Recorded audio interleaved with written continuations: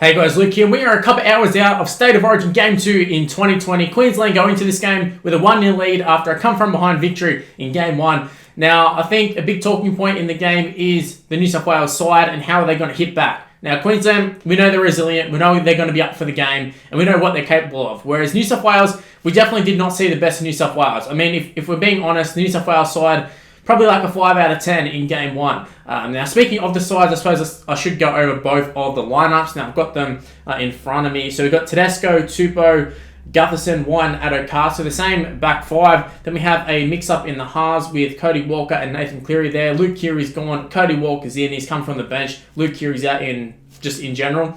Then we have Safidi, Damien Cook, and Payne Haas. Payne Haas moving into the starting side. We also have changes in the back row of Angus Crichton coming in for Boyd Cordner. We have Tyson Frizzell and Jake Trbojevic. And then on the bench, we have Dale Finucane coming back in. We have Nathan Brown making his debut, Junior Polo moving to the bench, and Isaiah Yeo making his debut. For Queensland, we have Valentine Holmes coming back after a couple of years. We know what he's capable of in the Origin arena. Just not so much at fullback. I've only ever seen him on the wing, really. But we have Xavier Coates, Catewell, Gagai, and Semi. So the rest of the back line is the same. The halves are the exact same, Munster and Cherry Evans. Four packs a little bit different. Dynamis Louis there instead of Christian Welch. Jay Friend and Josh Papali round out the front rowers. Then we have Kafusi, Jaden Sewer, and we also have Big Tino from the Storm / Gold Coast. Storm most recently played for the Storm, but he's going to be at the Gold Coast next year. Then on the bench we have Ben Hunt, Lindsay Collins, Ajayi Arrow, and we also have Forder Waker from the Titans. So in terms of the lineups, there's a few changes here and there, but it's kind of what you would expect considering that the last game was only last week. So any sort of niggles that you might be able to get through a general NRL game, probably not going to risk it in State of Origin. Just too high of an arena. So look, just general wear and tear throughout the season. Then you add in how sort of physical Origin games are. It's just natural that there's going to be players missing out. But for Queensland, I will say a big loss is Brimson, and also the fact that Valentine Holmes coming in. It's not like he's played. It's not like he's even played a lot of fullback in general as of late. We saw him end up on the wing for the Cowboys at parts of the season. And look, the general consensus was Valentine Holmes didn't have a great season in his first season back. And look, he was playing really well for the Sharks towards the back end of his career at the Sharks when he had finally gotten a full season.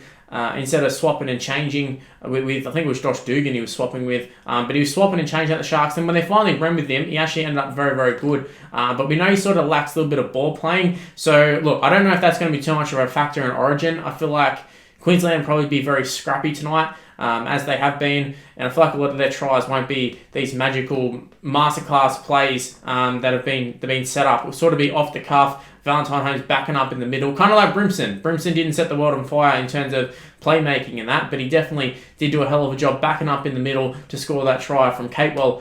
Now, speaking of Catewell, he's under a little bit of injury cloud. I mean, we saw him last game sort of going down the last couple of minutes. He came into the game with an injury, and he played so well. Just a matter of, can he back it up? Is he going to be super busted? They do have Branko Lee in the reserves, but as far as I can tell, he is going to play. Now, look, that is a position that New South Wales should be attacking. They should be attacking the centres, getting an early ball out there. I don't know if Gutherson's the one you want. Maybe if it was Whiten up against him, you probably have a lot more success. And I don't know. Maybe they should swap it. They probably won't, but it's just a thought.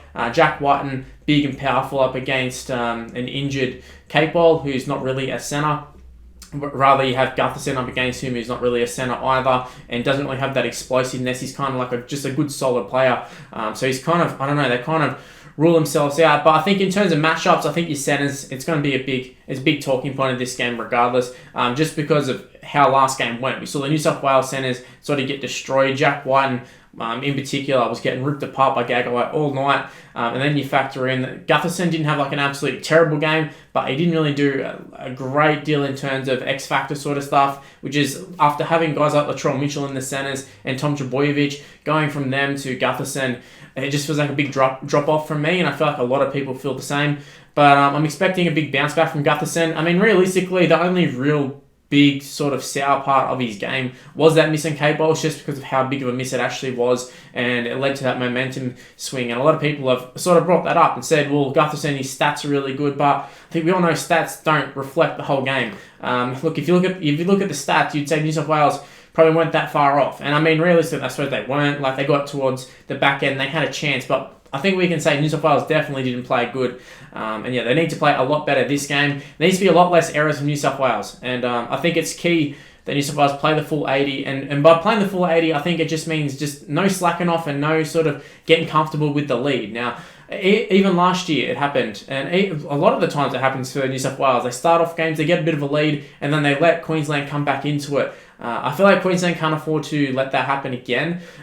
Look, they've made a habit of doing comebacks and being good at it, but they want to avoid it. New South Wales, if they just get too far ahead, well, the comebacks not even on. And I know it sounds kind of, well, like what else is going to happen? But when New South Wales at 10-0 at half-time, you're still able to come back. But if New South Wales got out and scored the first try of the second half, I can't see them coming back. The momentum would have kept going New South Wales way, and they probably would have went away with it.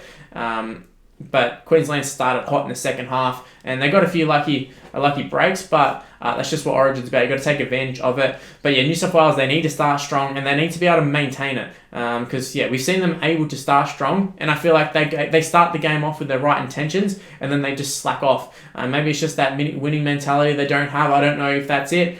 But yeah, New South Wales definitely need to start strong. And they've got an attacking side, so I can see them having a strong start. But it's up to Queensland to combat that and not let them get too far ahead, if not ahead at all. If Queensland can get a good start and get ahead, I think that's really going to put a lot of pressure on the Blues. And I think the Blues might crumble under, especially with the pressures of losing the series. Whereas Queensland know they've got a second chance. They know they can sort of not coast, but they don't have that pressure of it being do or die. It's do or die for New South Wales, not for Queensland. So, yeah, I think, and also the fact that the last game is also at Suncorp as well, I think that bears pretty well for Queensland as well. I know the crowds aren't going to be great in terms of all the COVID stuff, but look, there's always going to be a lot more support at Suncorp for the Queensland than there is New South Wales. I think it's just quite obvious. So, New South Wales, look, they need to win this game 100%. It's their home game. There's going to be a lot of New South Wales fans there. There's going to be a lot of diehards there. Considering, you know, the ticket capacities, the stadium capacities and the tickets available and that sort of stuff, I think it's going to be your real diehards going to these games. So I think there's going to be a lot of support for New South Wales, and they need to ride that momentum, ride that support,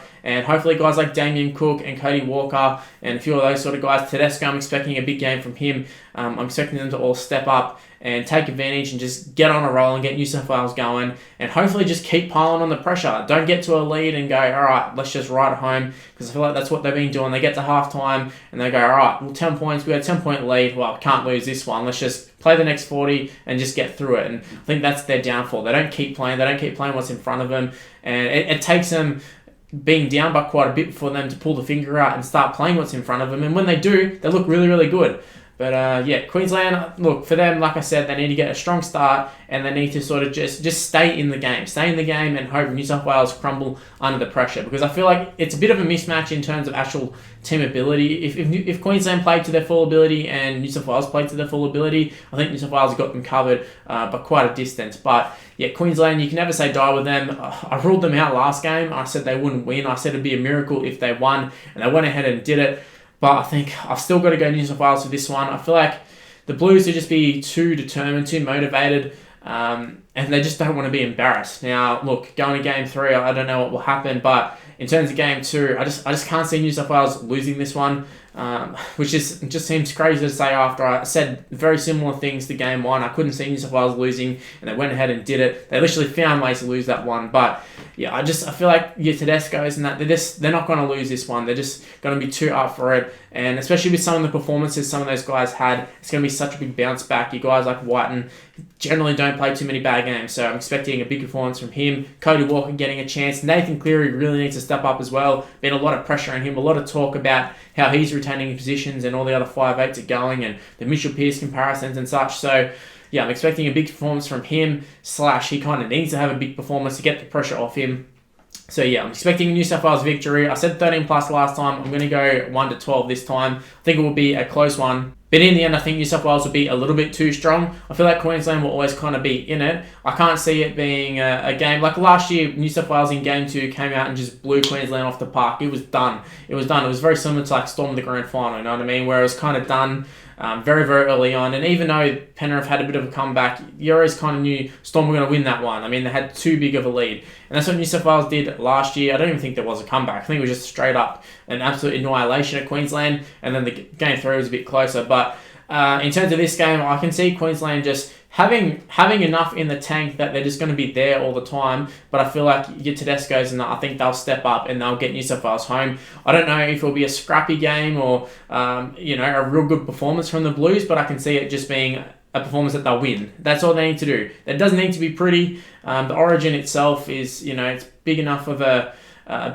moment, big enough of a spectacle that the actual game itself, even if it's a terrible game, I thought Game 1 was a pretty terrible game in terms of standards, but people are going to watch regardless just because it's State of Origin. So who really cares? We just want the Blues to win if you're a Blues supporter. If you're a Queensland supporter, naturally you're just going to want Queensland to win. I don't think you really care how many errors were made or was the game entertaining or was only a couple of tries in it. You just want your state to win, and that's what I want. I'm a New South Wales supporter, but I also do think New South Wales is going to get the job done here.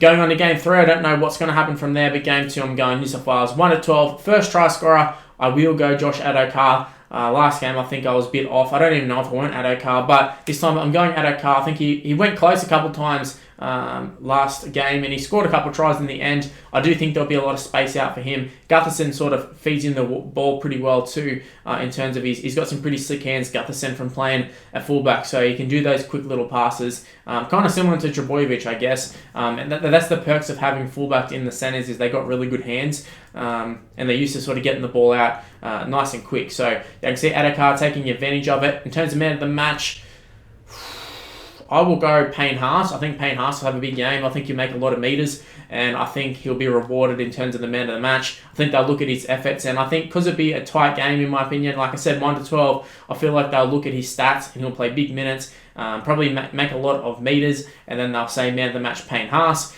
But yeah, leave in the comment section below, what are your thoughts in Game 2? Do you like the lineups? Who do you think is going to win? And who do you think is going to win the series as a whole? I'm hoping New South Wales can make a comeback, but it all starts at Game 2. New South Wales definitely need to win this one. It is do or die for them, so we'll see how they go. We'll see if they perform like it's do or die, or will Queensland be able to get the job done. And now, guys, that's my preview done. Those are my tips and predictions. New South Wales victory. Leave in the comment section below, who do you think is going to win? Is it going to be New South Wales? Is it going to be Queensland? Give a score prediction as well. It's always fun to see some score predictions. We can go back, we can have a look on it, we can have a bit of a discussion. Also, after you've done that, make sure you go ahead and give the video a like and subscribe to the channel if you're new around here. It's essential that you also turn on the notification bell as well. It's quite important for YouTubers, let you be notified when we've uploaded immediately. So go ahead and do that. It'd be very much appreciated from me. Also, while you're at it, go ahead and give me a follow on social media as well. Similar sort of process. You can see when I've uploaded. If I've got anything to say, I'll probably post it on social media as well. It's on the screen right now. I also have my Snapchat as well, as same as what's on the screen. It's Mr. Luke and YT. And my Facebook is just Mr. Luke. So go ahead and give me a follow, give me an ad, give me a like, do all that sort of stuff. And guys, that's all I've got to say for this video. Hopefully you did enjoy it.